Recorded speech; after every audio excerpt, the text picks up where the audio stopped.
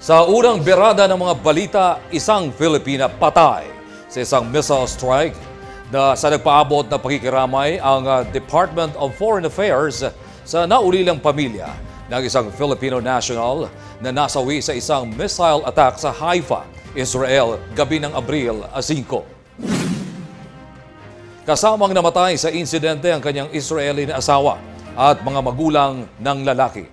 Ayon sa Embahada ng Pilipinas sa Tel Aviv, nakipag-ugnayan na sila sa naiwang pamilya ng Pilipina at nagbigay ng lahat ng kinakailangang tulong. Kabilang rito ang agarang repatriation ng kanyang mga labi sa kabila ng sitwasyon sa pagbiyahe sa rehiyon. Hiniling ng pamilya na igalang ang kanilang privacy habang sila ay nagluluksa.